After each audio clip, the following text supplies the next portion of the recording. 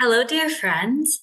As environmental medicine gets more attention, people are gaining more appreciation for the fact that what they breathe, drink, apply to their body, and are exposed to can profoundly impact their wellness. Unfortunately, our world is full of chemicals and toxins, and they are hiding in our everyday things that we consume, that we drink, our personal care products, and our cleaning agents. These contaminants are ubiquitous and they can negatively impact our physiology, leading to disease processes. Therefore, awareness of them and being proactive to avoid their excess accumulation is key to ensure that we stay healthy. Mold is an underappreciated major source of symptoms and disease processes that is often missed as an environmental exposure in conventional care. It can go unrecognized for years as a main contributor to a lot of quote mysterious and quote undiagnosed symptoms. Recently, more understanding of its nasty effects has been emerging in the limelight, along with the appreciation for the complexity of mold related illness and how to treat it. Thankfully, many integrative pioneers in mold related illness have been leading the way on how to personalize approaches for the most genetically sensitive to mold to the people that are more robust mold detoxifiers. I have tried to stay up to date on this topic for several reasons. First, it's always evolving and it's good to stay up to date. Second, I have been personally affected by mold, and unfortunately, I'm one of those genetically susceptible people. And third, I have had a few clients who have also been severely impacted as well.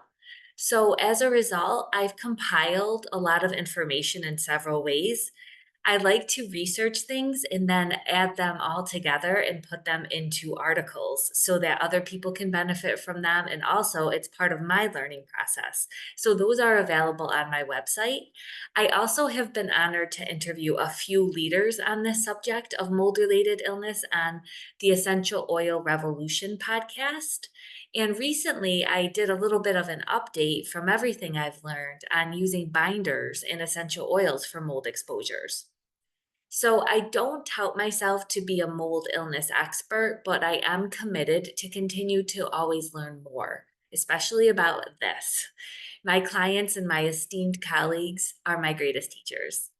So I want to share some additional information with you about mold exposure today from my experience of supporting others and putting all this information together and how to help people in their final stages of healing from mold. I want to first review kind of what we learned from our last clinical tip and keep you all up to date. But as always, all the additional resources, references, and everything that I talk about today in the video will be available in the transcript, either as links or in the resource section in the video description. So, some of the key takeaways so far about all that I've posted on mold is that mold is sneaky, it's prevalent, and it can cause and contribute to many illnesses because it has system wide effects. And binders are often astute to be the best thing to use for mold, but you have to be careful with them because they can be used too often and inappropriately. And if used too long without breaks, sometimes they can deplete the body of minerals. They can lead to nutrient deficiencies and cavities. And sometimes just the body needs a break from constantly having everything binded, and you need to build the system back up. The third thing is that essential oils are a powerful ally in a healthy home environment. And in my opinion, they're underappreciated and underutilized, especially for mold. So I feel that they should be used along with filters and the remediation process if necessary, and just being mindful of humidity to just keep mold at bay in our homes. Now, again, you can find more research and resources in the video description with the links to my previous clinical tip. Now, I want to kind of add to this toolkit for mold for you. I want to discuss how essential oils can protect and defend the body when breathing in mold spores and mycotoxins, how to use essential oils intranasally for mold exposure, some safety caveats, especially for kidney health and managing detoxing when addressing colonization, and talk about what that even is, colonization, and then the latest research on probiotics and mycotoxins. So, mycotoxins are what mold gives off that are produced when the mold is angry and it causes a lot of symptoms in our body. Okay, so let's get started with how our olfactory system is a key player in our survival and how this links to essential oils and mold. So, when I first interviewed Dr. Krista on the Essential Oil Revolution podcast, she is a top guru in mold related illness. Regarding her approach, she explained how our olfactory system is a major player in our survival. Specifically, our nose is a key gateway for body invaders as well as defenders. So, inhalation via the olfactory pathway is how mold and mycotoxins actually affect the brain and the limbic system. Mycotoxins are lipid soluble, so they can enter the nervous system into the brain through the scent pathway. And from there, they can travel through our system, impairing our immune system and causing damaging effects to our other organs. Now, our sense of smell also impacts our sense of safety because it's part of our surveillance system for survival. Mycotoxins don't necessarily have a scent, but the odorant molecules are picked up by the limbic system and ignite a danger response. This inflammatory cascade from an unknown source can lead to low grade anxious symptoms. So sometimes the low grade anxiety might be related to something going on with the environment and their body in a survival. So, if we look how essential oils can help with all this, they are actually an amazing tool, and not to be cheesy, but they're right under our nose for this because they can help with the physical and emotional havoc that mold can stir up. There was a recent post by Vibrant Blue Essential Oils on inhaling essential oils as a powerful way to decrease mycotoxin and mold invasions into our system by kind of starting at the place where it starts and then stopping it there. So specifically when mold is inhaled through the nose, mycotoxins through the nasal passageway can contribute to the sinus inflammation, congestion, and that leads systemically. The inhalation of essential oils, they can help because they're antifungal, they're part of the plant's immune system, they protect the plant from fungus, mold, bacteria, virus.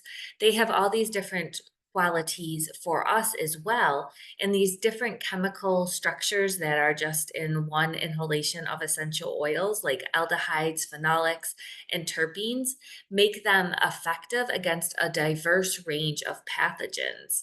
So, these antifungal, anti inflammatory, antibacterial, and antiseptic properties of essential oils can penetrate the nasal lining for rapid relief when inhaled. And they can also help to, as I said, calm some of the systemic effects that can occur when we breathe them in. So they support the stress and limbic response as well, because as I mentioned, our sense of smell is part of our survival, and that part can become dysregulated when they're threatened by a moldy predator. So the aromatic molecules directly connect to the emotional brain and support brain health in several different ways. I've talked about this in previous clinical tips, but specifically, these aromatic molecules interact with our cellular receptors. This can alter neurotransmitters and hormones, shift brainwave patterns, and act as neuroprotectors. So, essential oils are powerful defenders and they can help address the systematic imbalances that result from mold. Additionally, they can help with preventing and treating colonization. So, what do I mean with colonization? One area that can be missed when treating mold is this colonization of its spores and other co-inhabitants in the nasal cavity.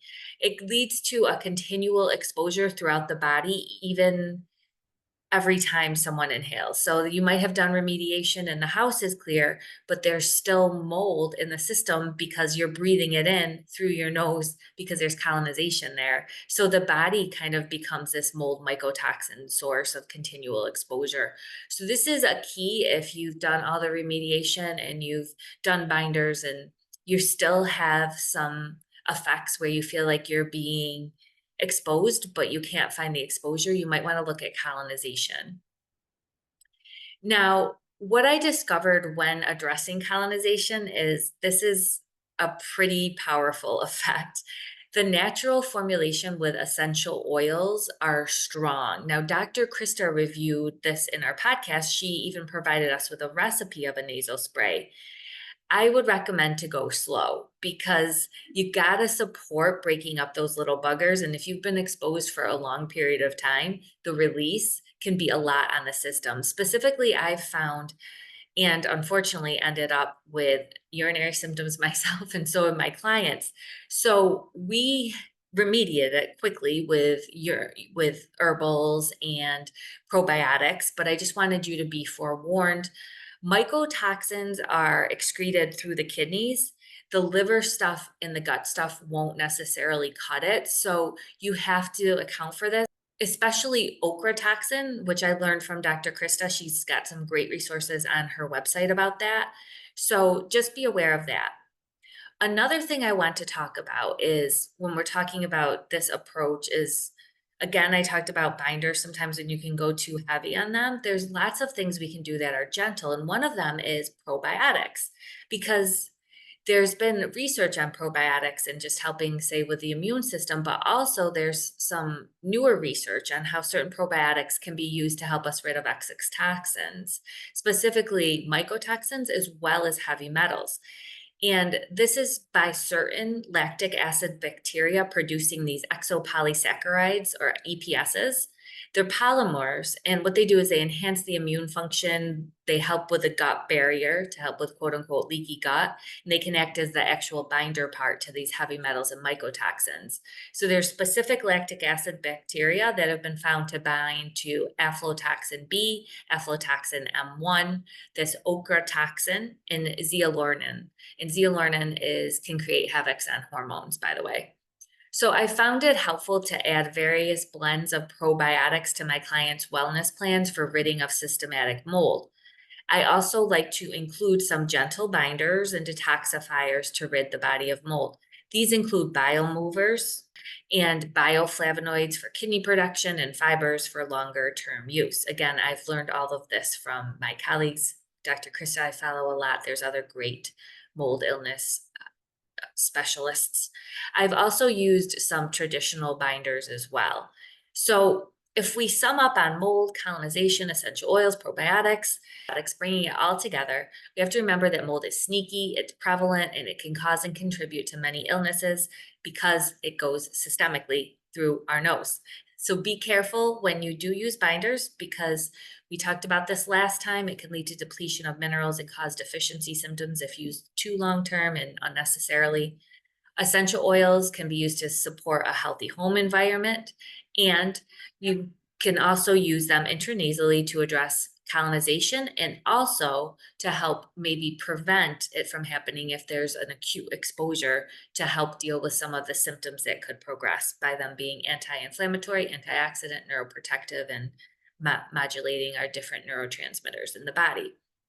You also want to be mindful when you're doing any antifungal, especially working with other healthcare providers who can monitor if you're dealing with mold detoxification. And when you're dealing with colonization, make sure you're supporting all body eliminations pathways, including the gut, the liver, also the kidney, and the lymph. And you can use gentle binders, including probiotics, bioflavonoids, and biomovers to help with elimination of mold toxins and addressing colonizations. So that is a long summary. I know it can be overwhelming, and that's why it is important to have a healthcare provider on your side to help you with the different steps and also to help you if, say, stuff moves a little too quickly in your body and you need to dial back because this is a process and how people respond sometimes to different detoxification protocols varies. I look forward to hearing your comments. If you could please help support this channel by subscribing either on YouTube or clicking YouTube if you're watching this on my blog. And if you subscribe, provide feedback, it will also help us reach more people to get this information out there. It's free and it will help support free resources on the internet that are evidence-based and from clinicians. Now, also, you want to subscribe because I do have a wonderful brain health transformational program that is in the works, probably into 2025 or so. And it will be a game changer as far as addressing brain health so that you can also make the significant changes you've been trying to make with behavioral and lifestyle shifts, but maybe your brain has been holding you back.